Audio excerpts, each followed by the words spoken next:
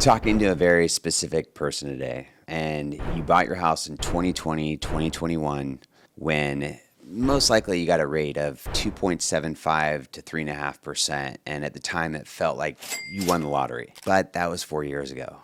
Your family's grown, your kids are older. The house felt perfect back then, but it doesn't fit anymore. Maybe it's the space, might be the school district, or maybe it's just a feeling like you've been living in yesterday's version of your life. So you thought about moving maybe more than once, but every time you get close, you do the math on rates and the whole idea just fades. And that one burning fear comes up. I can't lose a 3% rate. It just financially it doesn't make sense. And the reason why I'm smiling on this is I hear it pretty much every week. And I want to have this honest conversation with you today, not to talk you into anything or sell you on anything, more so just to share something with you that most people in my industry won't say out loud. All right, stay with me. Let me tell you about this one specific couple I worked with. I'm going to leave their names out of it, but everything I share is real. They bought their home in 2021 with a very low rate. And mind you, at the time, people probably were telling them it was not a good time to buy, but they were thrilled. 2 kids, life was good. But by 2023, the house, it was feeling different. Their kids were getting older. One was hitting middle school, and they needed space. And I'm not just talking an extra bedroom. I'm talking about actual space. Space to study, to decompress, just to be.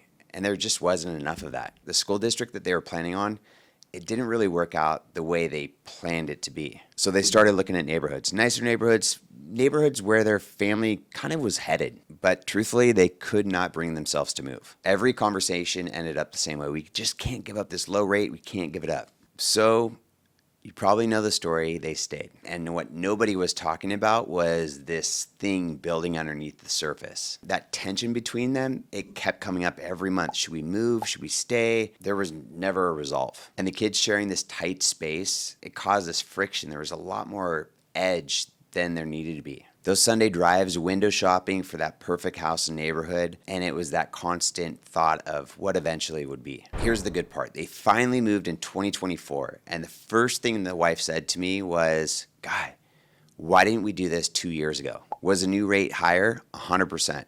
Was the house more expensive than it would have been in 2022? Yes. But here's what she also said. The kids are different. The energy in the house is different.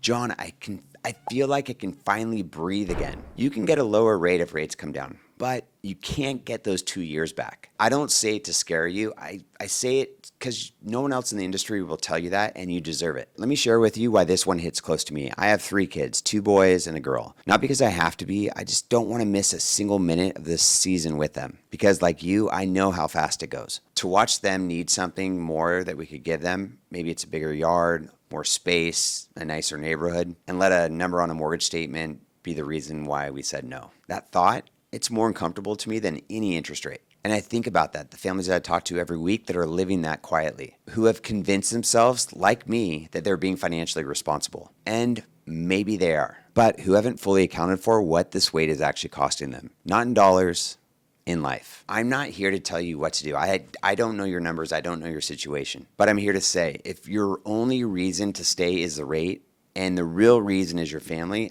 I think it deserves a second look. Because the rate, it's math, and your family, it's everything. Here's something I want to show you because most people, they've never run this math. If you bought in 2020, 2021, you probably have a serious amount of equity. In many markets across the country, it's 20, 30, 40% in the last 4 years. And that equity, it's sitting in your walls. It's not liquid. It's not working for your family. And it's definitely not paying for that extra bedroom for your kid. But here's what you can do. When you sell your current home, that large amount of equity becomes a much bigger down payment on your bigger home, which means that new loan amount on the bigger home isn't as much as you think. And the payment, it might be lower than what you're running with that mental calculation. A lot of our buyers are surprised, and I'm not here to sell you, oh, you're going to get this lower payment. But they've been running this old rate with this new rate, and it's like this payment vacuum. It's just this paralysis. They haven't run the full picture: sales price, equity, down payment, new mortgage payment. When we all sit down together and run the numbers and that payment, sometimes it's not as bad. And here's the other thing. The market in 2026, it's a more balanced market. There's more inventory. Sellers are negotiating.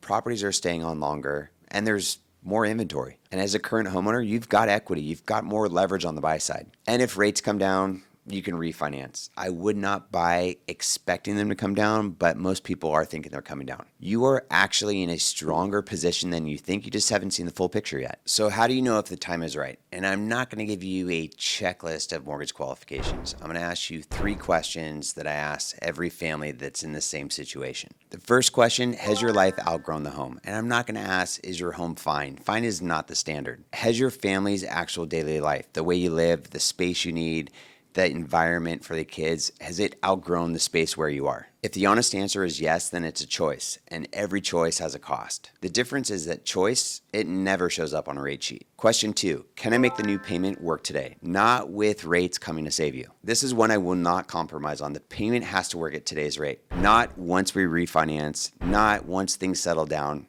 today. If it works today and a refinance comes around, that's a gift. But if it doesn't work with today's rate, then you're not ready, and that's okay. But know that going in. And question number 3, are you moving for the right reasons? Fear of missing out, it's not a reason. But if it's a school district that matters to you, or space that your family genuinely needs, or a neighborhood that fits your lifestyle now, maybe not where you were in 2021, those are real reasons, and they're worth more than most likely the difference in payment. I've been doing this for 25 years, and I've sat across from so many families, and I've watched people make great decisions, and I've watched others have fear decide for them. The ones who let fear win almost always say the same thing: I should have moved sooner. Not because the rate was better or the market was perfect, it was because their family needed it, and they let a number on a piece of paper become more important than that. Your 3%, it's a great rate, but it's not worth more than that school district. It's not worth more than that space your kids need to grow up in. And it's definitely not worth more